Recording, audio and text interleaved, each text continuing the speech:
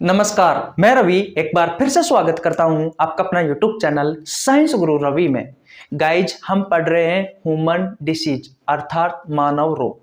मानव रोग की 5 class complete हो चुकी है। अगर आपने वो पिछली 5 क्लासें नहीं देखी है तो आपको नीचे लिंक डिस्क्रिप्शन में मिल जाएगा, आप जाकर चेकआउट कर सकते हैं। हेडिंग लगा लीजिए भैया, ह्यूमन डिसीज। ह्यूमन डिसीज अर्थात मानव रोग। ऐसे रोग बेटा जो मानव में होते हैं, ऐसे रोगों को कहा जाता है मानव रोग। एक्चुअली में रोग है क्या? WHO कहता है कि अगर कोई व्यक्ति मानसिक रूप से, शारीरिक रूप से और सामाजिक रूप से अगर स्वस्थ है तो बेटा वो व्यक्ति स्वस्थ होगा, अन्यथा वो रोगी कहलाएगा। गाइज, इस चैप्टर में हम बैक्टीरियल डिसीज पढ़ रहे हैं, यानी कि जीवाणु जनित रोग पढ़ रहे हैं। जीवाणु जनित रोग ऐसे रोग होते हैं जो जीवाणु के कारण होते हैं, यानी कि बैक्टीरिया के कारण होते हैं। तो मैं लिख देता हूं बैक्टीरियल डिसीज। बैक्टीरियल डिसीज अर्थात जीवाणु जनित रोग। ऐसे रोग जो भैया बैक्टीरिया के कारण होते हैं या फिर जीवाणु के कारण होते हैं, ऐसे रोगों को क्या कहा जाता है? ऐसे रोगों को कहा जाता है बैक्टीरियल डिसीज या जीवाणु जनित रोग।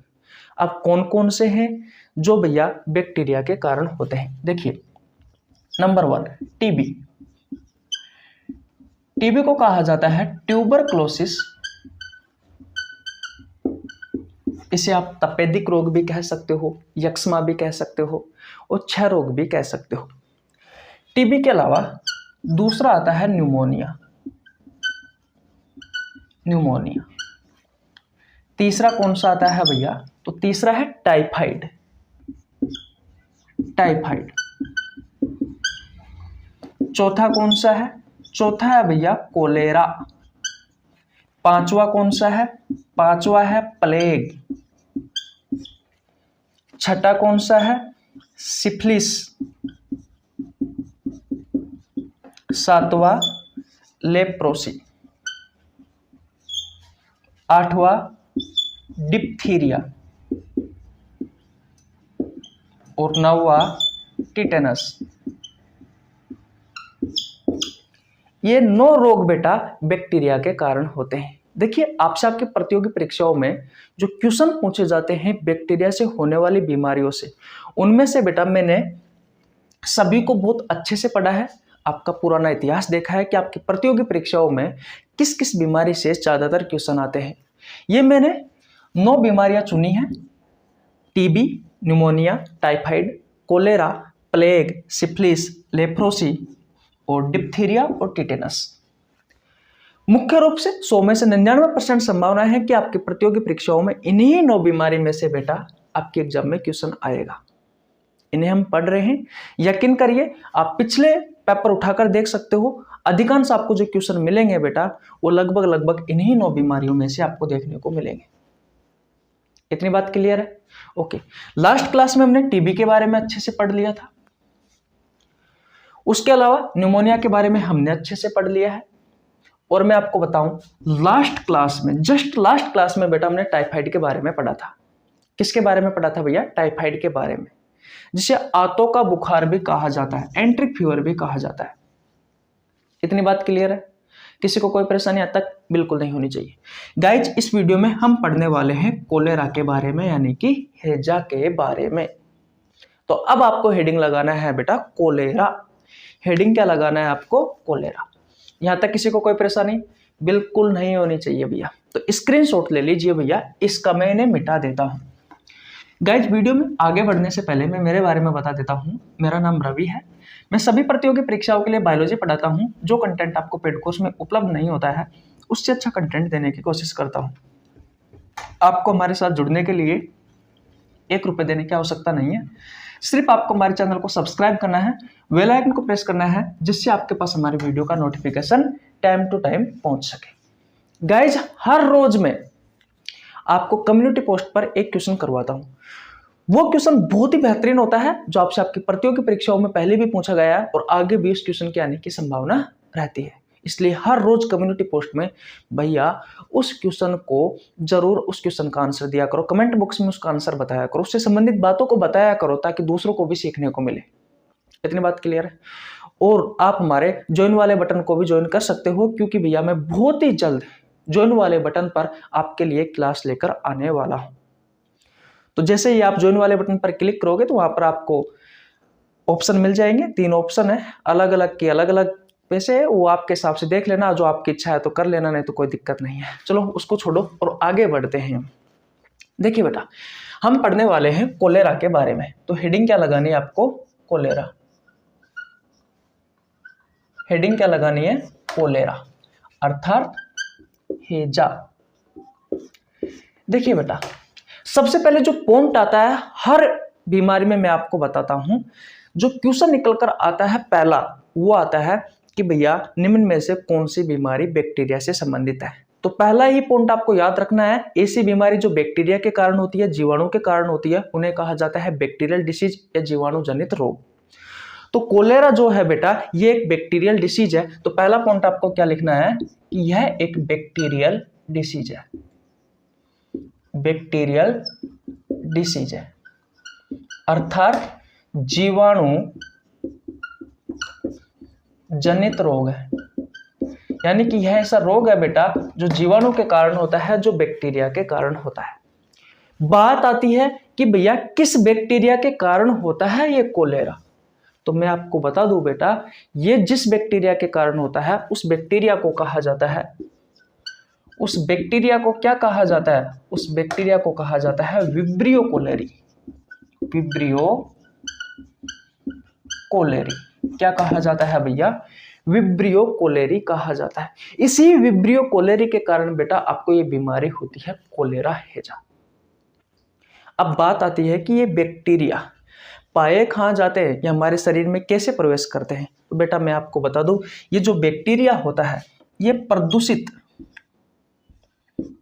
प्रदूषित भोजन व पानी में, ये प्रदूषित भोजन वह पानी में पनपते हैं बेटा ये बैक्टीरिया विब्रियो कोलेरी। अगर आप गंदा खाना खा रहे हो, गंदा भोजन खा रहे हो, गंदा पानी पी रहे हो, तो बेटा आपको ये कोलेरा यानी कि हैजा होने की संभावना होती है। मैं आपको बता दूं बेटा, 2006 से 2007 का जो समय था इसमें बीमारी बहुत खतरनाक फैली थी, खासकर उन स्थानों पर फैली थी जहां पर बेटा बाढ़ की संभावना बहुत ज्यादा रहती है। जैसे मैं बात करूं बिहार वाला क्षेत्र है, ऐसा सुनने में आता है कि बिहार वाला जो क्षेत्र होता है वहां पर बाढ़ की स्थिति अधिकांश बनी हुई रहती है। तो बेटा ऐसी जगह पर 2006 और 2007 में बीमारी बहुत खतरनाक फैली थी। लेकिन अब आपको चिंता करने की कोई दिक्कत नहीं है। होता क्या है कि अब ऐसा कहा जाता है कि जो भारत है बेटा वो कोलेरा मुक्त है, यानी कि अब भैया ये बीमारी भारत में नहीं होती। लेकिन ऐसा नहीं है, होती है अभी भी, कभी कभी आपको देखने को मिल जाता है। तो इतनी बात क्लियर है। मैंने क्या कहा कि कोलेरा यानी कि हैजा एक बैक्टीरियल डिसीज है, यानी कि जीवाणु जनित रोग है। ये ऐसे रोग है जो बैक्टीरिया के कारण होते हैं, जो जीवाणु के कारण होते हैं। कौन से बैक्टीरिया के कारण होता है? तो भैया विब्रियो कोलेरी बैक्टीरिया के कारण होता है। ये जो विब्रियो कोलेरी ये जो बैक्टीरिया है बेटा ये कहाँ पनपता है? तो प्रदूषित भोजन में पानी की सहायता से हमारे शरीर में प्रवेश कर सकता है। और बेटा ये प्रदूषित भोजन यानी कि गंदा पानी में गंदा भोजन में ही ये बैक्टीरिया उपस्थित रहते हैं। तो मैं आपको बता दूं, देखो 2 चीजें होती है, मैं आपको हर बार बताता हूं। एक होता है पैथोजन, एक होता है पैथोजन यानी कि रोगजनक, जिसने रोग को जन्म दिया है वो होता है बेटा रोगजनक। इसे इंग्लिश में बोला जाता है पैथोजन। तो बेटा इस बीमारी का पैथोजन क्या है, इस बीमारी का रोगजनक क्या है? तो भैया ये बैक्टीरिया है और इस बैक्टीरिया का नाम क्या है? Vibrio cholerae. तो अगर आपसे आपके एग्जाम में क्वेश्चन पूछा जाए कि कोलेरा का रोगजनक क्या है, तो भैया विब्रियो कोलेरी है। अगर आपसे क्वेश्चन पूछा जाए कि कोलेरा का पैथोजन क्या है, तो विब्रियो कोलेरी है। अगर आपसे क्वेश्चन पूछा जाए कि कोलेरा जो बीमारी है इसका बैक्टीरिया कौन सा है, तो बेटा विब्रियो कोलेरी है। इतनी बात क्लियर है। दूसरा होता है बेटा वेक्टर। दूसरा कौन सा होता है? वेक्टर, जिसे आप बोलते हो वाहक। वाहक किसे कहते हैं? वाहक जो बीमारी को फैलाता है, जो बीमारी को फैलाता है। अब जैसे कि इस बैक्टीरिया के कारण आपको ये बीमारी हुई कोलेरा, लेकिन ये बैक्टीरिया हमारे शरीर में किसकी सहायता से पहुंचता है? तो बेटा प्रदूषित भोजन और पानी की सहायता से पहुंचता है। तो ये जो प्रदूषित भोजन और जो पानी है बेटा, ये इस बीमारी का वेक्टर है, इस बीमारी का वाहक है। ये भैया इस बीमारी का वेक्टर है, इस बीमारी का वाहक है। तो अगर आपसे क्वेश्चन पूछा जाए कि जो कोलेरा है, इस कोलेरा का वेक्टर कौन सा है, वाहक कौन सा है, तो बेटा आपको आंसर देना है प्रदूषित भोजन में पानी है। इतनी बात क्लियर है? किसी को कोई परेशानी आता है? बिल्कुल नहीं होनी चाहिए। आगे बढ़ते हैं। देखिए बेटा, अब बात आती है कि इस बीमारी में आपको क्या सिम्टम्स देखने को मिलते हैं, यानी कि क्या लक्षण देखने को मिलते हैं। मैं यहाँ पे लिख लेता हूँ सिम्टम्स। सिम्टम्स यानी कि लक्षण। कौन कौन से लक्षण देखने को मिलते हैं? लगातार मैं आपको बता दूं, दिन में कम से कम 5 से 6 बार तो भैया उल्टी आएगी इस रोगी को। दिन में 5 से 6 बार तो भैया उल्टी आएगी इस रोगी को। दिन में 10 से 12 बार जाएगा भैया वो रोगी दस्त। लगातार दस्त आते रहते हैं, उल्टी आती रहती है, जिसके तहत होता क्या है भैया, शरीर में पानी की कमी हो जाती है, जिसके तहत शरीर में पानी की कमी हो जाती है। अब आप मुझे ये बताओ, ऐसा कोई इंसान है बेटा जो 5 से 6 बार दिन में उल्टी कर रहा है, 10 से 12 बार दस्त जा रहा है, ये लगभग में है बेटा, ऊपर नीचे हो सकता है। तो क्या उसके शरीर में पानी की कमी होगी या नहीं होगी? होगी भैया, क्योंकि जो पी रहा है, जो खा रहा है, वो तो साथ के साथ में निकाल रहा है, तो उसके शरीर में पानी की कमी हो जाती है। और बेटा ये एक बीमारी है, अगर आपके शरीर में पानी की कमी हो जाती है तो उसे बोला जाता है हिंदी में निर्जलीकरण। क्या बोला जाता है भैया? निर्जलीकरण बोला जाता है। आपकी जो बॉडी है बेटा वो निर्जलीकरण हो जाएगी, डिहाइड्रेशन। डिहाइड्रेशन यानी कि आपकी बॉडी बेटा निर्जलीकरण हो जाती है, आपके शरीर में पानी की कमी हो जाती है। इतनी बात क्लियर? किसी को कोई परेशानी? ओके भैया। शरीर में कमजोरी आ जाती है, शरीर में कमजोरी आ जाती है, कमजोरी आती है। अब बेटा बात यह आती है कि ऐसा क्यों होता है? भाई बात आती है कि ये सिम्टम्स आपको क्यों देखने को मिलते हैं? दिन में 5 से 6 बार उल्टी, 10 से 12 बार दस्त, शरीर में पानी की कमी, शरीर में कमजोरी, ऐसा क्यों होता है? ऐसा इसलिए होता है बेटा कि कोलेरा का ये जो वेक्टर है, सॉरी वेक्टर नहीं, ये जो बैक्टीरिया है, ये जो पैथोजन है, ये जो रोगजनक है, जिसका नाम है विब्रियो कोलेरी, ये क्या करता है बेटा, आपकी जो इंटेस्टाइन होती है, आपकी जो आंत होती है, उस आंत में इन्फेक्शन करता है। तो ये इसका मुख्य पॉइंट है बेटा, ये हमारी आंतों में इन्फेक्शन करता है, आंतों में इन्फेक्शन करता है। और आप सभी को पता है बेटा, हमारी जो इंटेस्टाइन होती है, हमारी जो आंतें होती है, चाहे वो स्मॉल इंटेस्टाइन हो या फिर लार्ज इंटेस्टाइन हो, तो भैया भोजन के पाचन में कितना योगदान करती है। तो ये सारी प्रोसेस, उल्टी और दस्त, ये यहीं से ही निकल कर आते हैं। तो ये जो कोलेरा का जो बैक्टीरिया होता है, विब्रियो कोलेरी, ये हमारी आंतों में इन्फेक्शन कर देता है, जिसके कारण आपको दिन में 5 से 6 बार उल्टी, 10 से 12 बार दस्त, शरीर में पानी की कमी, चाहे आप निर्जल या डिहाइड्रेशन कह सकते हो, आपकी बॉडी को शरीर में कमजोरी आती है। इतनी बात क्लियर है? कोई परेशानी यहाँ तक बिल्कुल नहीं होनी चाहिए। अब बात करते हैं बेटा कि इस बीमारी में कौन सा अंग प्रभावित होता है। तो अगर प्रभावित अंग के बारे में बात करें बेटा कि प्रभावित अंग कौन सा है इस बीमारी का, तो प्रभावित अंग है भैया आपकी इंटेस्टाइन, आपकी इंटेस्टाइन यानी कि आपकी आंत। और बात करें प्रभावित तंत्र कौन सा है, नीचे लिख दूं? हाँ यहाँ पे लिख देता हूं। प्रभावित तंत्र कौन सा है भैया?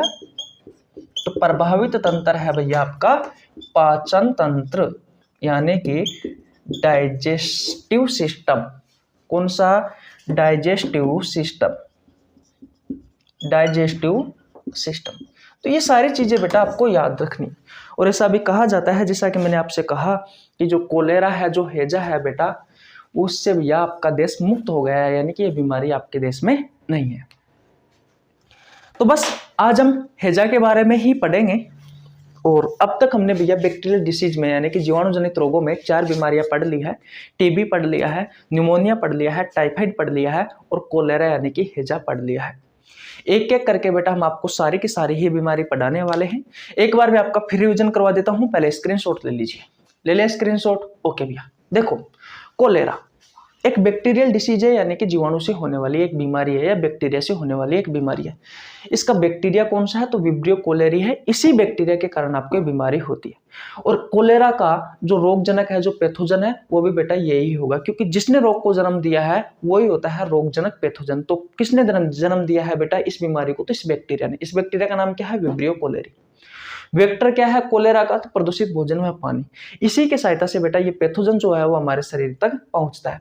और बात करते हैं इस बीमारी में आपको क्या सिम्टम्स, क्या लक्षण देखने को मिलते हैं। तो लगभग 5 से 6 बार, ये तो कम से कम बताया है, दिन में 5 से 6 बार उल्टी आती है, 10 से 12 बार दस्त जाता है। एवरेजन है बेटा। शरीर में पानी की कमी होगी, यानी कि आपका शरीर में निर्जलीकरण, ये एक बीमारी है निर्जलीकरण, डिहाइड्रेशन। अपने शरीर में पानी की कमी को कहा जाता है निर्जलीकरण।